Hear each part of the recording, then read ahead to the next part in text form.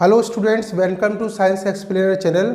और हम लोग बात कर रहे हैं क्लास 12th के इम्पॉर्टेंट रिवीजन की। जो मैं आपको इम्पॉर्टेंट रिवीजन दे रहा हूँ वो आपके आने वाले एग्ज़ाम के लिए इम्पॉर्टेंट होगा। तो इससे पहले भी मैंने आपको इम्पॉर्टेंट क्वेश्चन दिए हैं, जिन्होंने नहीं देखे हों वो चैनल पर जाके देख सकते हैं। और आज हम लोग बात करेंगे वैद्युत चालन की।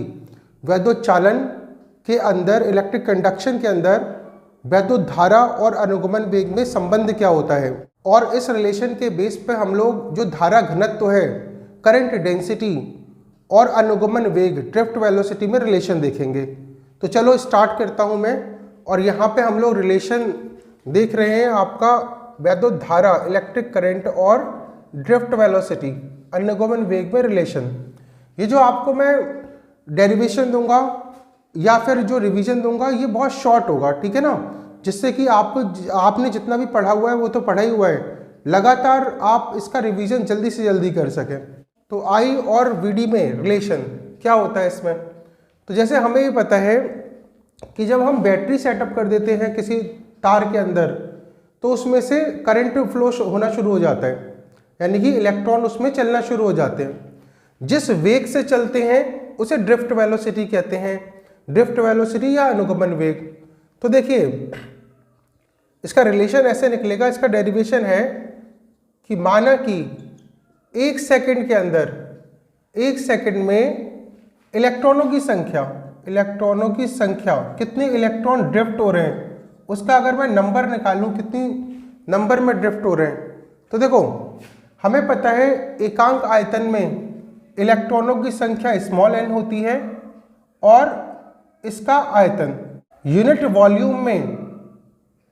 वॉल्यूम में इलेक्ट्रॉनों की संख्या और उसका वॉल्यूम, इन दोनों का अगर मल्टीप्लाई कर दें तो हमें पता चल जाएगा कि भाई एक सेकंड के अंदर कितने इलेक्ट्रॉन माइग्रेट हो रहे हैं। तो देखो n इंटू आयतन, और आयतन क्या होता है? आयतन होता है आधार का क्षेत्रफल गुणा लंबाई, area of base into length. तो area of base into length πr²h है ना। और तो देखो हमें पता है जिस वेग से इलेक्ट्रॉन चलते हैं उसे अनुगमन वेग कहते हैं। तो Vd इक्वल टू चाल बराबर दूरी बटे समय, है ना। दूरी हो गई लेंथ और टाइम हो गया इसका t का मतलब 1 सेकंड के लिए। एक सेकंड में हम निकाले एक सेकंड के अंदर कितने इलेक्ट्रॉन पास होंगे उसमें। तो यहाँ अगर मैं 1 रखूँ तो L/1, तो हमें पता है L की वैल्यू, लेंथ की वैल्यू ड्रिफ्ट वेलोसिटी के इक्वल टू हो जाती है। तो यहाँ से हमें पता चला कि भाई एक सेकंड के अंदर कितने इलेक्ट्रॉन पास होंगे। पर यूनिट वॉल्यूम में इलेक्ट्रॉनों की संख्या इंटू A इंटू Vd, इतने इलेक्ट्रॉन एक सेकंड के अंदर पास होंगे, ठीक है ना। एक सेकंड में इतने इलेक्ट्रॉन पास होंगे।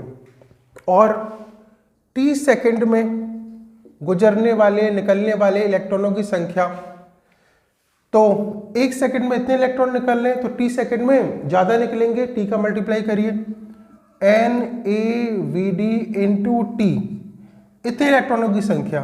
तो ये हो गई इलेक्ट्रॉनों की आपकी संख्या कि t सेकंड में कितने इलेक्ट्रॉन पास होंगे इसमें। अब निकालते हैं t सेकंड पे आवेश कितना होगा। तो आवेश अगर मैं निकालूं, इलेक्ट्रिक चार्ज निकालूं Q, तो Q इक्वल टू होता है n इंटू E। n की वैल्यू जितने इलेक्ट्रॉन पास हो रहे हैं उसका नंबर इंटू एक इलेक्ट्रॉन पर चार्ज।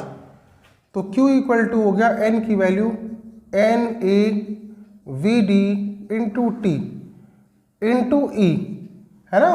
इतना इसमें इलेक्ट्रिक चार्ज, इतना आवेश इसमें से होकर गुजरेगा। कितने सेकंड में से? t सेकंड के अंदर से इतना आवेश निकलेगा। और हमें चाहिए इसका रिलेशन करंट के साथ में। तो हम जानते हैं I इक्वल टू क्या होता है? Q/T।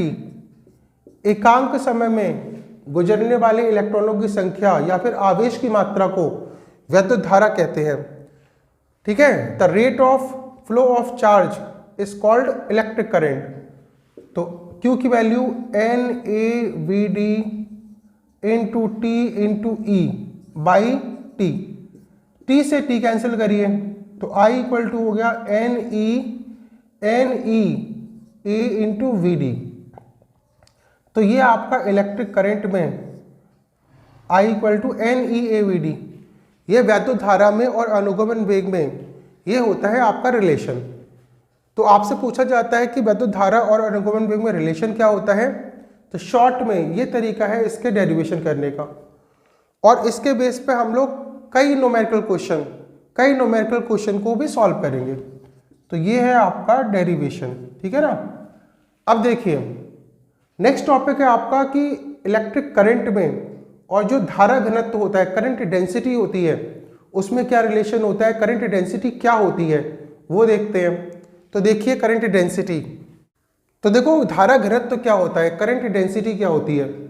तो जैसे करंट डेंसिटी की यूनिट क्या है, मात्रक क्या है, करंट डेंसिटी होती क्या है।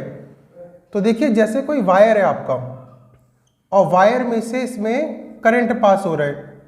करंट पास हो रहा है का मतलब हम कह सकते हैं कि भाई इलेक्ट्रॉन इसमें पास हो रहे हैं, इलेक्ट्रॉन पास हो रहे हैं, या फिर कह सकते हैं हम लोग आवेश प्रवाहित हो रहा है, इलेक्ट्रिक चार्ज का फ्लो हो रहा है, ठीक है ना।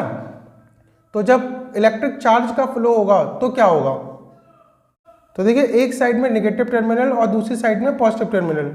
तो यहां से लेफ्ट से राइट की तरफ इलेक्ट्रॉन का फ्लो हो रहा है, और ये इसका एरिया है। ये क्या है, एरिया ऑफ क्रॉस सेक्शन। तो धारा घनत्व क्या होता है, धारा घनत्व को हम लोग J से रिप्रेजेंट करते हैं, और J इक्वल टू होता है I/A। किसी चालक तार के एकांक क्षेत्रफल से प्रवाहित होने वाले धारा की मात्रा को धारा घनत्व कहते हैं, है ना। तो J इक्वल टू I/A, एकांक क्षेत्रफल से पर यूनिट एरिया से जो करंट फ्लो होता है उसी को हम लोग करंट डेंसिटी कहते हैं। J से रिप्रेजेंट करते हैं, J equal to I/A। I का मतलब एम्पियर, इसकी यूनिट हो गई एम्पियर अपॉन मीटर स्क्वायर। तो धारा घनत्व क्या होता है, किसी चालक के एकांक क्षेत्रफल से प्रवाहित होने वाली धारा की मात्रा को, इलेक्ट्रिक करंट की मात्रा को धारा घनत्व कहते हैं। तो इसकी यूनिट हो गई एम्पियर अपॉन मीटर स्क्वायर, और इसका जो विमा हो गई, विमीय सूत्र हो गया, I का होता है एम्पियर और एरिया का होता है L2 metre square, length into breadth. इसका हो गया L-2 इंटू A। ये इसका डायमेंशनल फॉर्मूला हो गया, ठीक है ना। और यहीं पे अगर मैं आपसे बताऊं कि इलेक्ट्रिक करंट में और करंट डेंसिटी में क्या रिलेशन होता है, तो ये इसका रिलेशन होता है J इक्वल टू I/A। यहाँ रखिए, और अभी मैंने आपको कराया है कि करंट और ड्रिफ्ट वेलोसिटी में relation I equal to NeAVD। तो यहाँ अगर मैं इसकी वैल्यू रखूँ तो ये होता है J equal to NeAVD upon A से A कैंसिल, तो J equal to Ne into VD। ये इसका रिलेशन है।